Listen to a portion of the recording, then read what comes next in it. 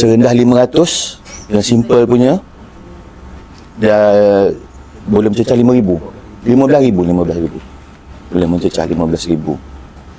Kalau kata habis 15K tu maksudnya dia memang hilang identiti dan takut motor secara Itu ekstrim tu. Trending, hobi, kebanyakannya nak menonjol lah di kalangan rakan-rakan. lebih menonjol. Dia lebih menonjol. Dia jiwa remaja kan, dia nak kelainan. So nasihat saya jugalah, kemungkinan nanti kita akan mula pergi ke kawasan-kawasan sekolah. Sebab kat situ pun kita dah nampak tingkatan 1, tingkatan 2 dah ada bawa motosikal.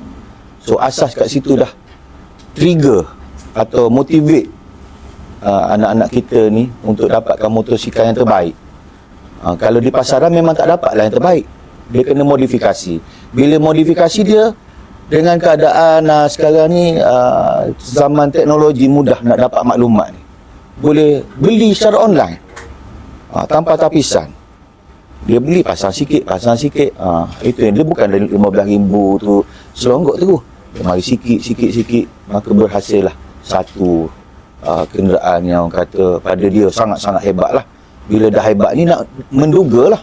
Bila menduga dia carilah kawasan mana. Dan itulah makin lama akan menjadi trending. So itu yang kita nak sekat. Tapi tak apalah, saya bagi tahu jugalah waktu-waktu dia tu menghampiri subuh. Kerap. Pukul 3 ke atas. Dari solat haji pun. Ya, terkejut. Soalat terkejut lah. 10 ke atas. Dia kadang bermula dengan 3 orang je. Lepas tu dia berkenalan sama dia. Bertegur siapa, ngeteh dulu. Lepas tu baru dia start. Ujung-ujung minggu macam tu lah. Kepada ibu bapa, jangan galakkan. Tengok anak tu sendiri dan pastikan motosikal yang bawa balik tu, kalau tak kena, report kat kita lah.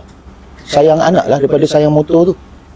Perlu ditegaskan bahawa pesalah yang didapati melakukan pengubahsuaian ekstrim boleh dikenakan tindakan undang-undang termasuk denda sehingga RM2,000 atau penjara sehingga 6 bulan atau kedua-duanya, serta tindakan sitaan terhadap kenderaan tertakluk kepada jenis kesalahan dan peruntukan undang-undang yang berkuat kuasa.